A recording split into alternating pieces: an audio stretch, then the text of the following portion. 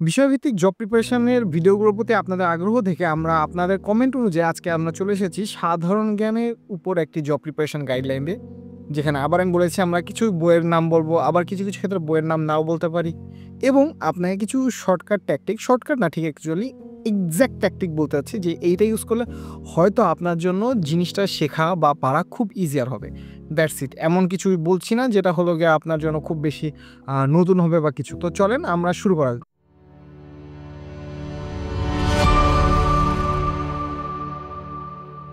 Hello everyone, welcome to এনগেটস। আমি মোহাম্মদ লতিফুর রহমান। আজকে আমরা মূলত কথা বলবো যে সাধারণ জ্ঞানের প্রিপারেশন বিভিন্ন জব এক্সাম হয় বিভিন্ন টাইপের এবং সেগুলোর বিষয়ভিত্তিক আমরা কথা বলবো যে কিভাবে এই জব এক্সামগুলোতে আমরা খুব ভালোভাবে প্রিপারেশন নিতে পারি। তো প্রথমে আমি কিছু কথা বলে রাখি, এটা অনেক ক্ষেত্রে আমি বলবো যে আপনারা কমেন্টে এটা নিয়ে কিছুটা আলোচনা করতে পারেন।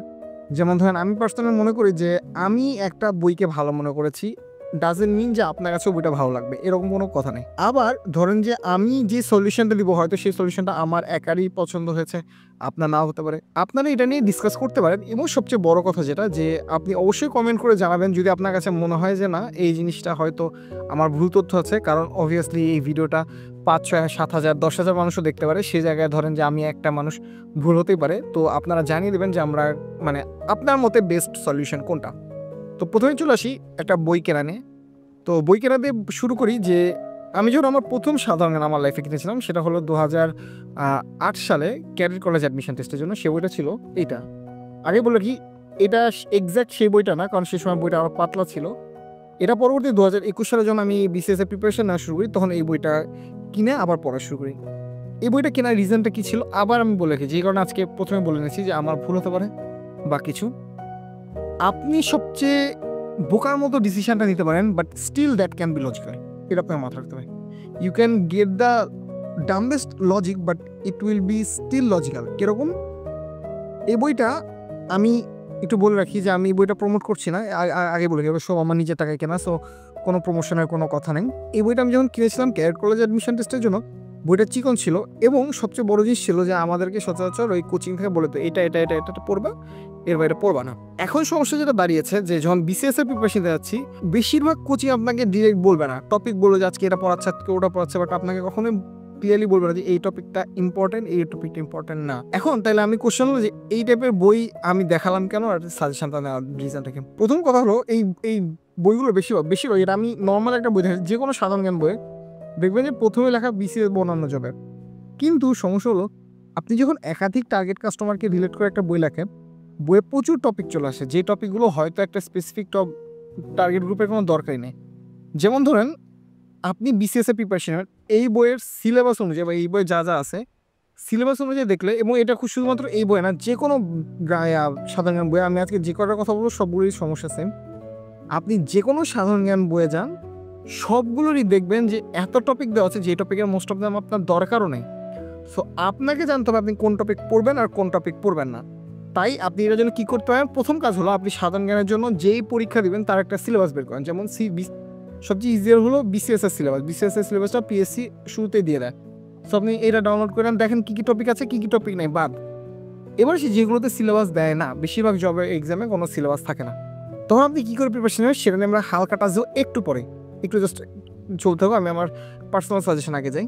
আমার নিজের পার্সোনাল যে বইগুলো আমি ইউজ করেছি সেটা হলো এই দুটা বই। এইটা আমার এক্স্যাক্ট এই বই দুটাই আমার হলো গিয়া আমার জব পরীক্ষাগুলো আমার সঙ্গী ছিল। তো আমি বলি এই জর্জের MP3, এই কী বলে বাংলাদেশ আর হলো আন্তর্জাতিক, এই দুটো হলো গিয়ে আমার এই দুটা কেনা হয়েছিল। বলে রাখি যে এটা কেনার রিজন কি, এটা কেনার রিজন হলো যে কয়টা বই বাজার আছে তার মধ্যে সবচেয়ে কম লেখা আছে এটাতে। হ্যাঁ, আপনি যদি দেখেন নতুন এডিশনে, আমি আমার সময়কার এডিশন এটা এই দুটোই হলো গিয়ে 21-22 এডিশন। আপনি যদি আপনার সময় দেখেন যে এর চেয়ে এটাতে বেশি টপিক ঢুকিয়ে দিয়েছে বা অযথা টপিক বেশি ঢুকিয়ে দিয়েছে, আপনি পড়বেন না সহজ হিসাব। আপনি যে টপিকগুলো আপনার দরকার শুধু সেই টপিকগুলো। এটাই আমার কাছে সবচেয়ে ভালো লেগেছিলো যে MP3 যেই পার্টটা হলো গিয়া বইয়ের মতো পার্টটা যেটা আপনি পড়বেন, পড়ার পর না আপনি MCQ প্র্যাকটিস করবেন, বইয়ের মতো পার্টটা সবচেয়ে ছোটো ছিল এই MP3-তে। বাকি যেসব বই ছিল অনেক বেশি তথ্য দেওয়া আছে। যেমন আমি একটা বইয়ের নাম নিচ্ছি না, সেই বইটাতে প্রচুর তথ্য দেওয়া আছে, বাট ভাই আপনাকে তো পরীক্ষার হলে যে প্রশ্নটা মনে রাখতে হবে যে কী পড়েছিলেন। আপনি এত তথ্য দেখলেন যে আপনি পরীক্ষার আগে রিভিশন দিতে পারলেন না, আপনি মনে রাখতে পারলেন না, তাহলে সেই পড়ার ভ্যালু জিরো। তাই এই কাজটা করা যাবে না। আপনাকে অবশ্যই এমনভাবে প্রিপারেশন নিতে হবে যাতে আপনি অল্প পড়ে হলেও যা পড়েছেন সেটা পরীক্ষার হলে যেয়ে ডেলিভার করতে পারেন। পরীক্ষার হলে ডেলিভার করতে না পারলে আপনি যতই পড়েন সেটার ভ্যালু 0, এটা মাথায় রাখতে হবে। তাই আমি আমার সময় যে এটা মনে হচ্ছে সবচেয়ে ছোটো এই অবস্থায় নিয়েছি। আপনার যদি মনে হয় যে না আরও ছোটো কোনো বই আছে সেটা আপনি পড়তে পারেন, যেটা আসতেছে আমাদের পরবর্তী পয়েন্টে। এই একটা বই নিয়ে, এটা হলো সাধারণ জ্ঞান সিস্টেম প্রকাশনী। আমার মনে হয় ওনারা এখন আর বানায় না, কারণ আমি নিজেই এই বইটা কিনতে বেশ কষ্ট পোহাতে হয়েছিল, কারণ এই বইটা আমাকে অনলাইনে অর্ডার করে এবং তারা মানে সংস্করণ আমি 2021-এ চেয়েছিলাম, তারা আমাকে বিশালের সংস্করণ দিয়েছিল। মানে খুব স্বাভাবিক এই বইটা না পাওয়া যেতে পারে, কিন্তু এই সাইজের সাধারণ জ্ঞান বই প্রচুর বাজারে অ্যাভেলেবল। তা আপনি যখন বিগিনার হয়ে থাকেন অবশ্যই আমি সাজেস্ট করবো আপনি আগে এরকম একটা কিনেন। আপনার ওইরকম বিশাল বড়তে যাওয়ার দরকার নেই, আপনি আগে ওগুলো এটা কিনেন, আপনি এটার বেসিক পার্টগুলো বুঝতে পারেন। যেমন ধরেন যে আপনাকে যদি বলি যে কমন কিছু টপিক, যেমন ধরেন যে আপনাকে 2টা বিশ্বযুদ্ধের ইতিহাস জানতে হবে, তারপর আপনার বাংলাদেশের সেই ব্রিটিশ আমল থেকে শুরু করে, অ্যাটলিস্ট ব্রিটিশ আমল থেকে শুরু করে হিসেবে আরও আগে থেকে জানা দরকার, বাট যে অ্যাটলিস্ট ব্রিটিশ আমল থেকে ইভেন মুক্তিযুদ্ধ এবং এখনকার পরিস্থিতির প্রেক্ষিতে মুক্তিযুদ্ধের পরের পার্টটা আপনার বেশ ভালোভাবে প্রিপারেশন নিতে হবে। তাইলে এখন আপনি এই পার্টটা তো আপনি কোনোভাবেই বলতে পারেন না যে এটা হলো গিয়া এই বই আছে ওই বই না, এরকম হবে না, সব বই থাকবে।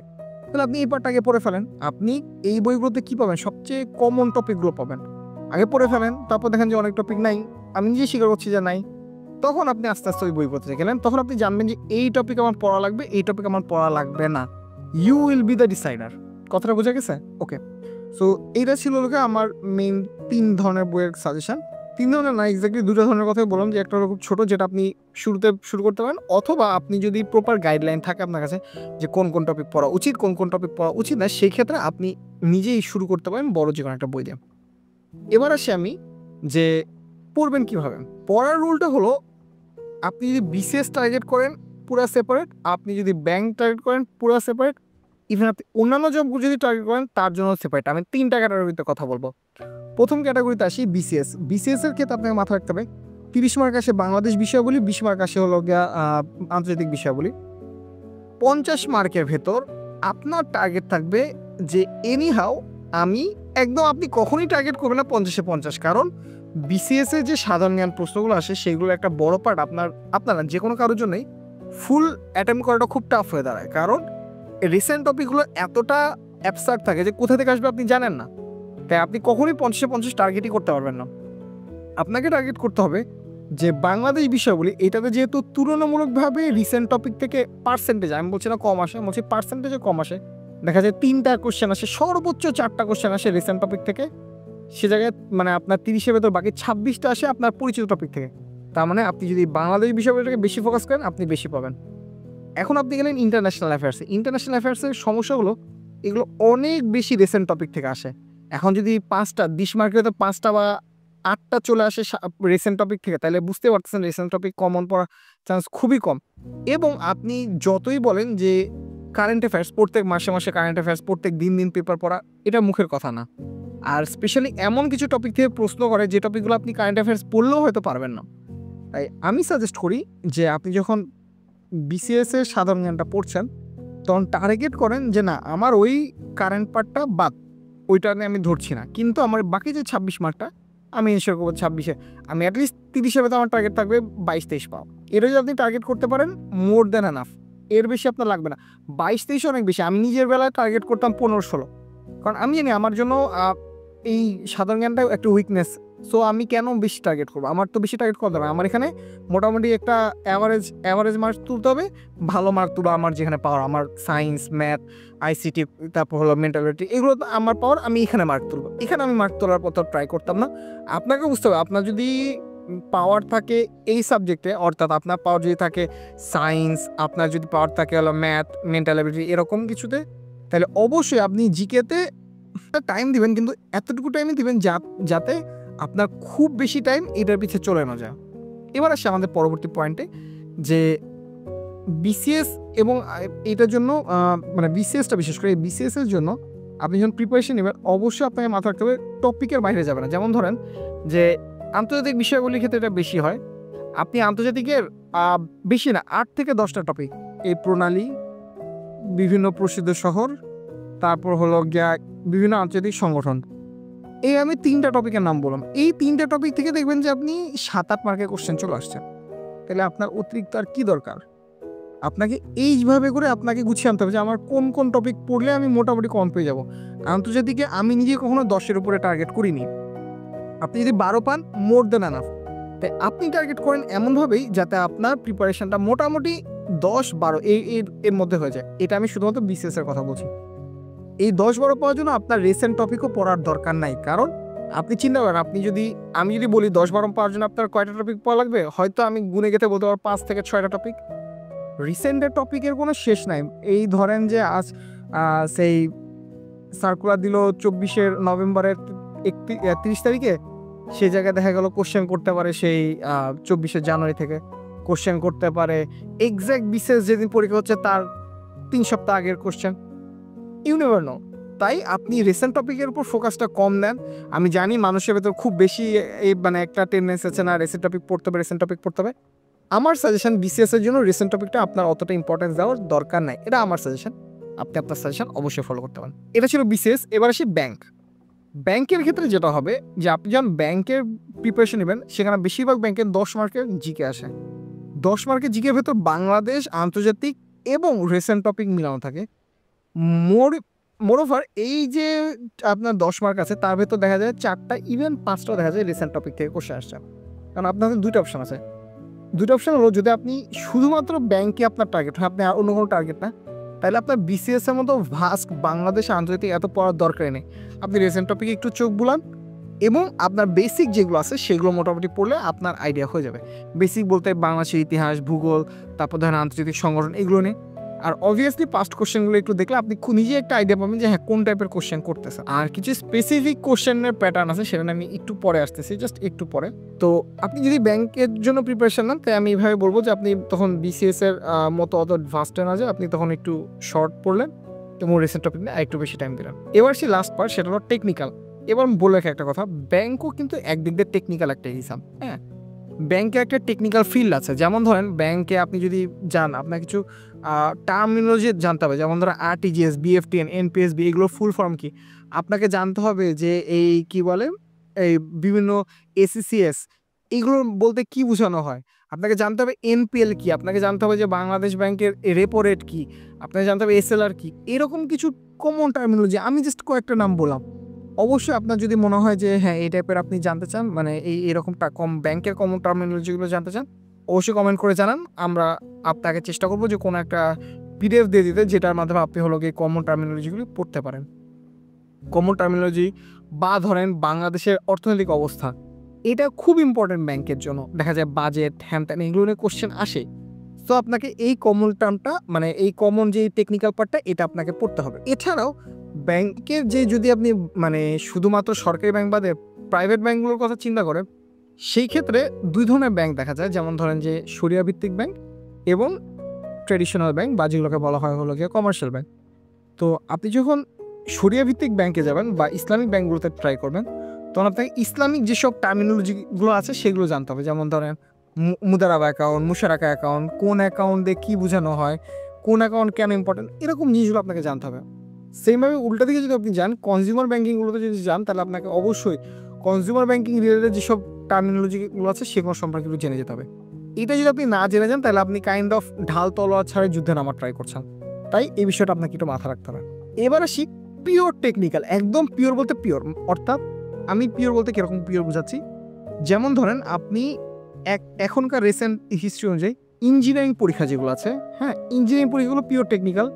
তারপর ধরেন যে ইঞ্জিনিয়ারিং ছাড়াও বাকি যেসব পোস্টের জন্য স্পেসিফিক কিছু থাকে, যেমন ধরেন বিএসটিআর সায়েন্টিফিক অফিসার অফ সে, এখানে আমি বললাম ইলেকট্রিক্যাল। হ্যাঁ, আমি কথা বলছি, তার মানে সে এক্স্যাক্ট ইলেকট্রিক্যালের উপরে পরীক্ষা দিবে। এরকম পিওর টেকনিক্যাল যদি হয়, তাহলে আপনি কী করে প্রিপারেশন নেবেন।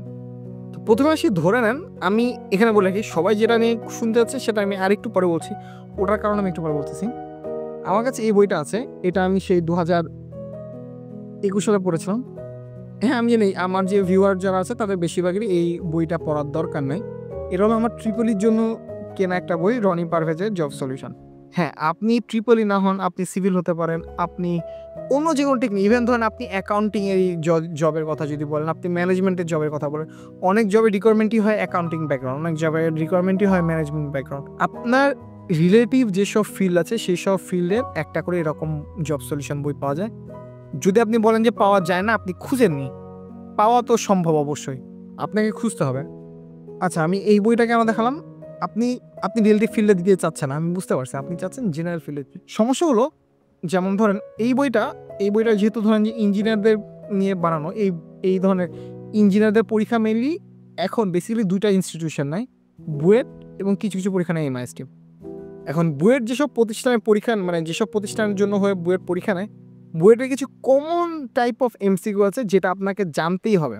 যেমন ধরেন আপনি যদি পাওয়ার সেক্টরে ট্রাই করেন, সে আপনি কি বলে পিজিসিবি, পিডিবি বা যে কোনো পাওয়ার সেক্টরে যদি আপনি ট্রাই করেন, ইভেন আপনি জেনারেল পার্টেও ট্রাই করেছেন, বুয়েট যদি পরীক্ষা নেয় আপনাকে অবশ্যই সেটা কিছু কমন টার্মিনোলজি জানতে হবে। যেমন ধরেন বাংলাদেশের পাওয়ার সেক্টরের ডিমান্ড কত, বাংলাদেশের কি বলে অমুক পাওয়ার প্ল্যান্ট কত মেগাওয়াটে চলে, এরকম আপনাকে যেসব বিষয় আছে সেগুলো আপনাকে খুব ভালো করে পড়ালেখা করে যেতে হবে। আদারওয়াইজ আপনি অ্যাকচুয়ালি এইসব জায়গায় পিছিয়ে যাবেন। এই টাইপের টেকনিক্যাল, যেমন ধরেন যেগুলো বুয়েট নেবে, এমআইএসটি নেবে, যেগুলো পিওর টেকনিক্যাল, অথবা আপনি টেকনিক্যালের কাছাকাছি যাচ্ছেন, অবশ্যই আপনাকে এই টাইপের একটা গাইড ফলো করা উচিত।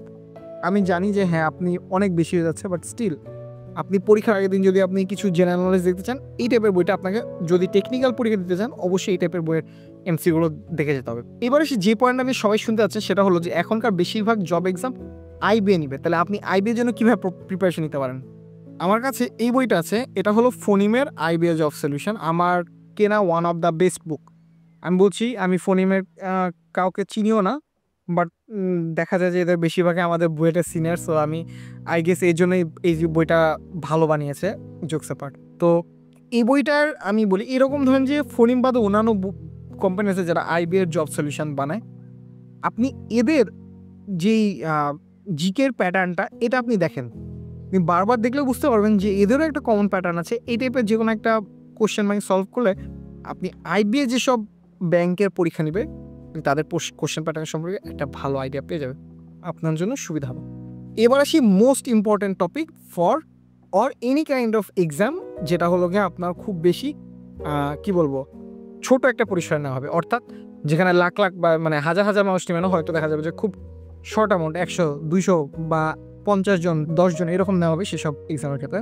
যে কোনো টেকনিক্যাল এক্সাম বা যেগুলোতে অল্প নেওয়া হয়, অবশ্যই ইনস্টিটিউশনের ডিটেল আপনাকে পড়ে যেতে হবে। অর্থাৎ আপনি যদি পেট্রো বাংলায় অ্যাপ্লাই করেন, পেট্রো বাংলার কে চেয়ারম্যান, এটা কাকে কাকে নিয়ে কাজ করে, এটা কত টাকা টার্নওভার, এরকম জিনিস আপনাকে জানতে হবে।